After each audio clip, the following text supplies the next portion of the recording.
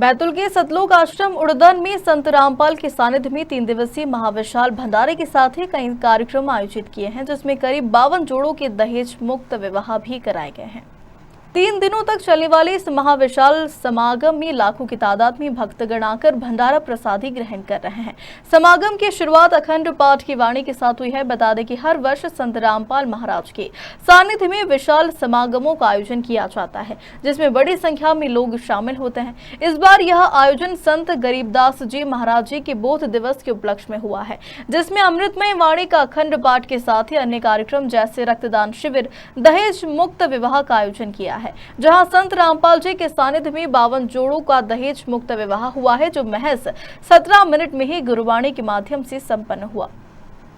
आज जगतगुरु तत्वदर्शी संत रामपाल जी महाराज जी के सानिध्य में सतलोक आश्रम बैतूल में आदर्श दहेज मुक्त विवाह 52 जोड़ों का संपन्न हुआ, जिसमें किसी भी प्रकार का कोई लोक दिखावा नहीं था। बिल्कुल सादगीपूर्ण विवाह हुआ। ये संत रामपाल जी महाराज जी के सानिध्य में करीब 11 आश्रमों में इसी प्रकार के सामाजिक उत्थान के कार्यक्रम करवाए जा रहे हैं। मैं आपको जानकारी देना चाहूँगा, इसके साथ साथ रक्तदान शिविर, देहदान शिविर का आयोजन किया गया है। अभी तक कुल 320 रक्तदान शिविर में 320 यूनिट रक्त लिए जा चुके हैं। अभी कंटिन्यू है ये, और देहदान के करीब 300 फॉर्म भरे जा चुके हैं। जी, आज लगभग कितने शादी हुई? कितने? जी कितने दहेज मुक्त यहाँ पर आज विवाह समागम में? जी बिल्कुल, दहेज मुक्त विवाह हुआ है। तेज आवाज कितने हुए? 52 जोड़ों का दहेज मुक्त विवाह हुआ है संत रामपाल जी महाराज जी के सानिध्य में। और इसी प्रकार के समागम में हमेशा सामाजिक उत्थान का कार्यक्रम संत रामपाल जी महाराज जी के सानिध्य में करवाए जाते हैं। कितना रक्तदान और होने की संभावना है? देखिए, अभी कंटिन्यू 320 अभी यूनिट तो हो चुका है। आने वाले समय में शाम तक चलता रहता है। पिछले बार तो 1000 से ज़्यादा हमारे आंकड़े यूनिट चले गए थे। और यहाँ जिला चिकित्सा में जो आने वाले लोग होते हैं, जिनको रक्त की ज़रूरत पड़ती है, जिनके पास व्यवस्था नहीं हो पाती है, संत रामपाल जी महाराज जी के आदेशानुसार उनको ये दिया गया रक्त उपलब्ध कराया जाता है। जी, 52 जोड़े की जो शादी हो, इसका खर्चा कहाँ से आता है?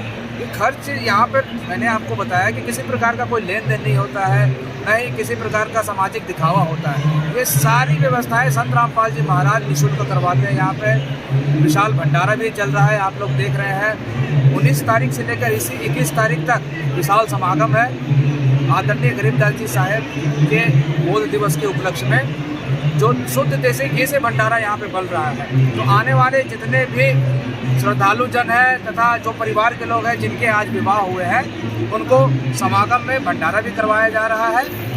3 प्रकार की मिठाइयाँ बनी है, बर्फी बनी है, जलेबी राम बना है, लड्डू बने हैं, तथा साथ ही साथ व्यंजन और पकवान के साथ साथ सब्जियाँ और पूड़ी राम, फुल्का रोटी, चावल, ये सारी व्यवस्थाएं करा रहे हैं। संत रामपाल जी महाराज जी के सानिध्य में हो रहा है। कोई प्रकार का शुल्क नहीं दिया जाता। लगभग कितने श्रद्धालु आए हुए हैं आज? देखिए, श्रद्धालुओं की संख्या, गुरु जी के अनुयायियों की संख्या तो करोड़ों में है, लेकिन जो और भी श्रद्धालु हैं, जिनकी श्रद्धा संत रामपाल जी महाराज जी में है, जो कहा जाए तो जगत के भाई बंधु हैं हमारे, वे लाखों के तादाद में आते जाते रह रहे हैं। अभी आपको पता ही होगा कि अयोध्या में भी संत रामपाल जी महाराज जी के सानिध्य में सभी लोगों के लिए निःशुल्क भंडारे का आयोजन शुद्ध देसी घी में करवाया गया था। जो राम जन्मभूमि है, वहाँ पर 30 दिन तक लगातार समागम के लिए गुरुजी ने आदेश दिया था, और वहाँ पर विशाल भंडारा का आयोजन करवाया गया था, जिसमें कई लोगों ने संत रामपाल जी महाराज जी के इस परोपकारी योगदान की सराहना की।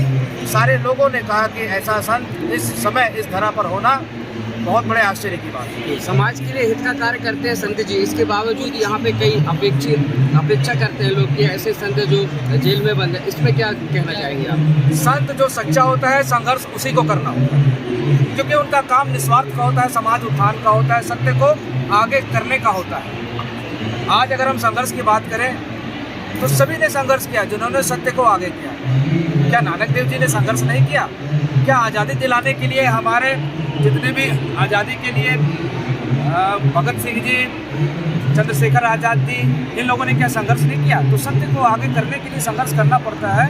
देखिए, कुछ स्वार्थी लोग हैं जिनको सिर्फ अपने स्वार्थ की पड़ी रहती है, वे लोग अपने स्वार्थ के कारण ऐसे परम संत को बदनाम करते हैं। और मुझे लगता है कि आज समाज पढ़ा लिखा है, इंटेलेक्चुअल है, सारी चीज़ें उनके सामने है, वे खोलकर उनके संज्ञान को पढ़कर समझकर ये देख सकते हैं कि जनहित का कार्य कितने जोर शोर से संत रामपाल जी महाराज करवा रहे हैं। और भी ऐसे धर्मगुरु हैं जो ऐसे कार्य करते हैं, लेकिन ऐसी क्या विशेषता है गुरु जी में कि ये तत्वदर्शी संत की जो बताया जा रहा है भूमिका निभा रहे हैं? सबसे पहले तो आपको बता दूं कि सत्य ज्ञान का प्रचार प्रसार कराना।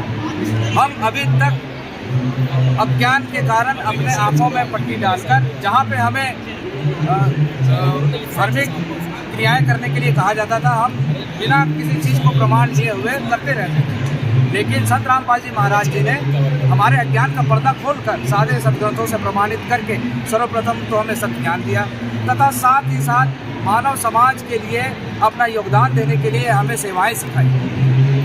हमारे गुरु जी का संदेश है, जीव हमारी जाति है, मानव धर्म हमारा, हिंदू मुस्लिम सिख ईसाई धर्म नहीं कोई न्यारा।